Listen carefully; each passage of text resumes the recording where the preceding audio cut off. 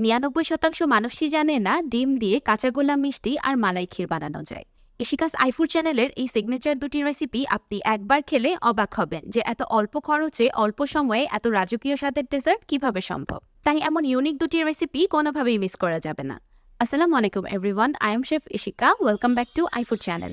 বাজি ধরে বলতে পারবো খেয়ে কেউ বুঝতেই পারবে না এগুলো শুধু দুধ আর ডিম দিয়ে তৈরি। খেতে একদম ছানার কাঁচাগোল্লার মতো স্বাদ। মিষ্টি বানানোর জন্য আমি প্রথমে একটি প্যানে দিয়ে দিলাম 1 লিটার বা 4 কাপ লিকুইড দুধ। সেই সাথে নিয়ে নিয়েছি 6টি মুরগির ডিম।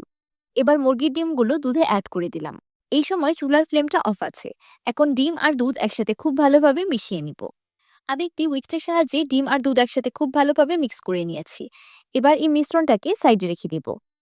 এবার একটি প্যানে দিয়ে দিলাম 1/4 কাপ ঘি আর 1/2 কাপ সুজি।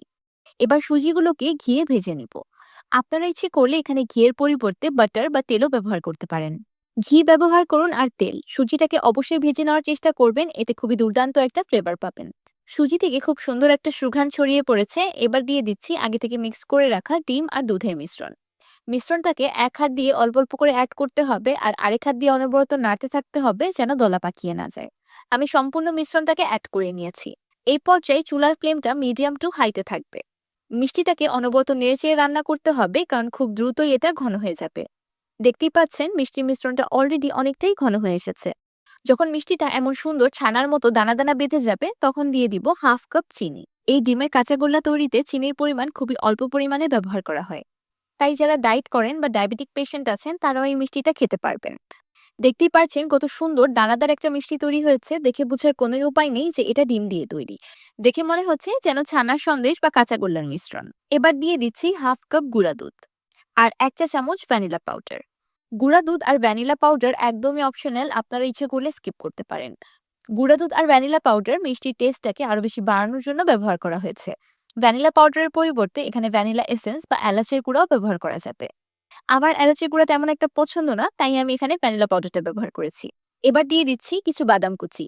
আমি 3 ধরনের বাদাম একসাথে কুচি করে রেখেছি, সেটাই ব্যবহার করছি। নরম তুলতুলে মিষ্টিগুলো খাওয়ার সময় যখন দাঁতের নিচে বাদামগুলো পড়ে তখন কিন্তু খেতে অসাধারণ লাগে।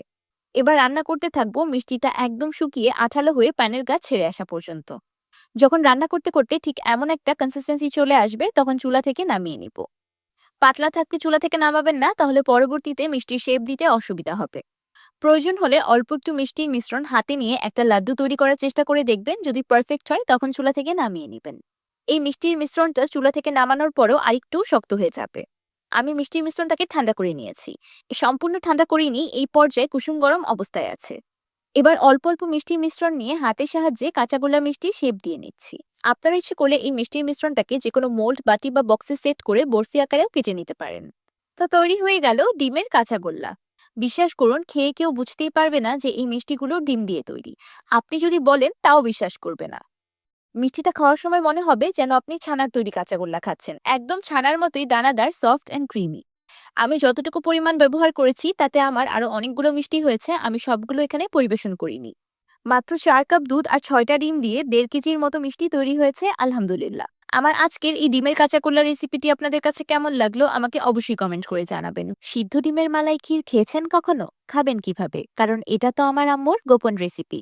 তাহলে চলুন আমার আম্মুর এই গোপন রেসিপিটা আজকে আপনাদেরও শিখিয়ে দেই।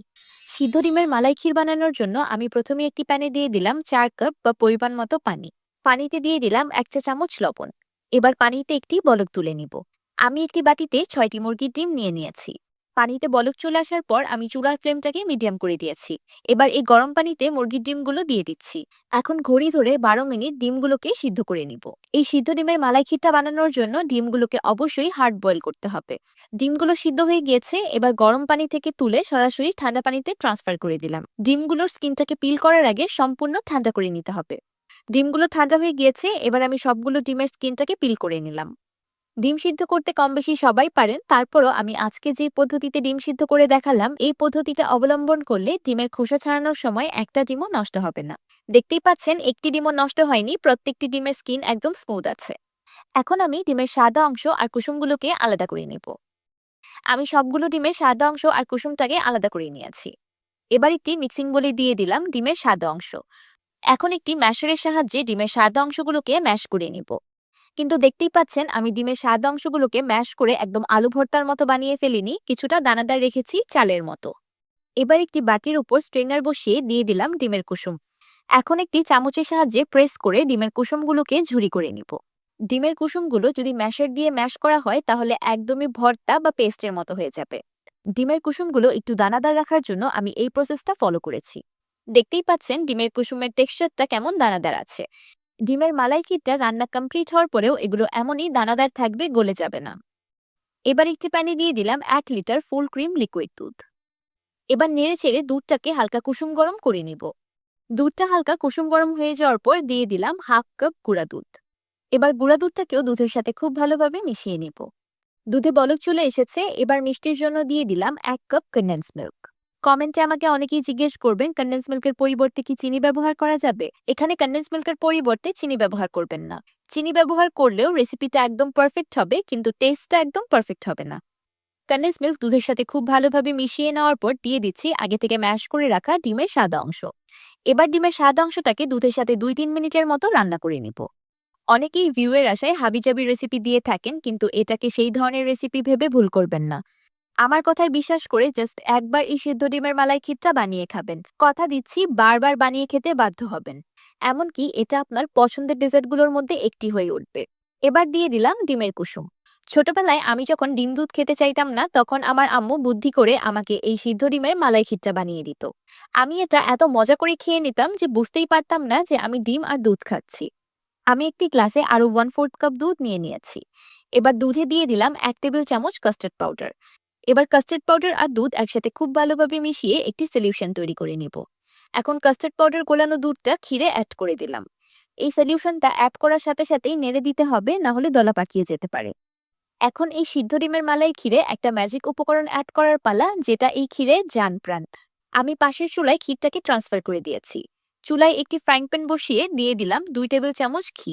ঘি দিয়ে দিলাম 1 টেবিল চামচ কাঠবাদাম, 1 টেবিল চামচ কাজু বাদাম, 1 টেবিল চামচ পেস্তা বাদাম আর 1 টেবিল চামচ কিশমিশ। এবার বাদাম আর কিশমিশ ঘিয়ে 1 মিনিটের মতো ভেজে নিব। বাদামগুলোকে অতিরিক্ত ভেজে পুড়ে ফেলা যাবে না। যখন বাদামগুলোতে একটা হালকা সোনালী কালার চলে আসবে, তখন গরম গরম ঘি আর বাদামের বাগারটা ক্ষীরে দিয়ে দিব। ঘি বাদামের এই বাগারটা যখন আপনি এই সিদ্ধ ডিমের মালাই ক্ষীরে দিবেন, তখন আপনার পুরো বাসা এত সুন্দর একটা সুঘ্রাণে মৌ মৌ করবে, যেটা আমি মুখে বলে বোঝাতে পারবো না। আপনারা যখন রান্না করবেন তখন বুঝে যাবেন আমি কি বোঝাতে চেয়েছি। এই উপকরণটার কারণেই এই সিদ্ধ ডিমের মালাই ক্ষীরের টেস্ট 10 গুণ বেড়ে যায়। ক্ষীরে ঘিয়ের বাগার দেওয়ার পর আমি ক্ষীরটাকে আরো 2 মিনিটের মতো রান্না করে নিয়েছি। দেখতেই পাচ্ছেন ক্ষীরটা কতটা ঘন হয়ে এসেছে। ক্ষীরটাকে চুলায় এর থেকে বেশি ঘন করা যাবে না, কারণ নামানোর পর এটা এমনিতে আরো ঘন হয়ে যাবে। তো তৈরি হয়ে গেল স্বাদ মুখে লেগে থাকার মতো সিদ্ধ ডিমের মালাই ক্ষীর। এবার আমি আপনাদেরকে পরিবেশন করে দেখাচ্ছি। এই মালাই ক্ষীরটা খাওয়ার সময় যদি কেউ বুঝতে পারে এটা সিদ্ধ ডিম দিয়ে তৈরি, তাহলে পয়সা ফেরত। আমি গ্যারান্টি দিয়ে বলতে পারবো কেউ ধরতে পারবে না এটা সিদ্ধ ডিমের মালাই ক্ষীর। এতটা রিচ ক্রিমি একটা ডেজার্ট যে মুখে দিতেই একদম মিলিয়ে যায়। উপর থেকে আরো কিছু ড্রাই ফ্রুটস দিয়ে ডেকোরেশন করে নিয়েছি। যাদের বাসায় ছোট্ট সোনামণিরা ডিম দুধ খেতে চায় না, তারা এই ডেজার্টটা বানিয়ে তাদের খুব সহজে খাইয়ে দিতে পারবেন। এই একটি ডেজার্টে ডিম, দুধ, বাদাম, ঘি সবকিছুর পুষ্টি একসাথে পাবেন।